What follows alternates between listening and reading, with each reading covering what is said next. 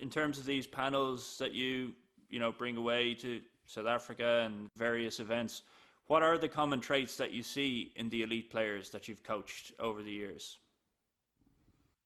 It's a really good question because there's very few things, but at the same time, there's quite a few things. The best players will be a good version of themselves. There'll be selfish players that look after themselves. They'll go about their own timings before and after golf and the way they want to do it. They'll know what works for them. Obviously, very good players on the course. Playing their own game. It doesn't happen that way all of the time. Of course, good players have bad days as well. But really just learning to be a good version of themselves and trying to understand as you go along how you might be making it difficult for yourself occasionally. But being selfish, being ruthless about what you're doing, just getting the ball around the course in as few shots as you can, sticking to your game plan, and like I said, just being a good version of yourself. I was wondering if there were any examples where a player has surprised you by achieving more in the game ultimately than perhaps was expected by other people. I think anyone that has done very well in the game and people didn't expect them to do that well probably weren't paying attention well enough to the skills that they were obviously pretty good in the first place. So often that might be reflective of somebody who was, say, quite a short hitter, not a terribly impressive ball striker. But it was always the guy or the girl that was, shooting some good scores and thereabouts in tournaments and just made very slow progress through the different ranks.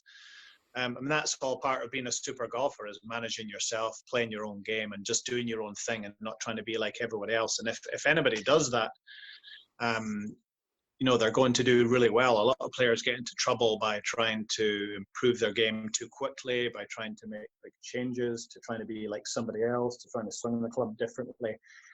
Golf is a pretty straightforward game. It was never invented to be very difficult or complex, but we certainly find ways to make it difficult for ourselves. And part of that is fine because we're trying to get better, and part of trying to get better means you might take a step back now and again.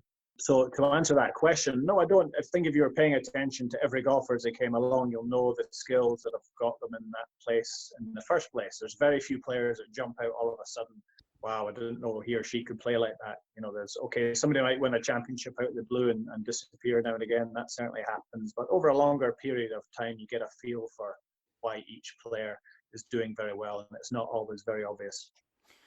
Do you think that's the case with Padraig's amateur career versus his pro career? A lot of people say he wasn't, the one destined to go on and do great things. But actually, when you look at his amateur record, it really stands up. Alan Porrick is an unbelievable amateur player. I know it gets very exaggerated about his kind of skills now as back then. I mean, Porrick, won plenty of championships, won a huge amount of matches all in a row, went unbeaten for ages, played in 3 Walker Cups before he turned professional. It's a staggering record. If somebody was doing that these days, it would be very top 10 in the world rankings. So look, an incredible player, always has been. And part of his skills is determination and his knowledge of himself and the way he goes about his business.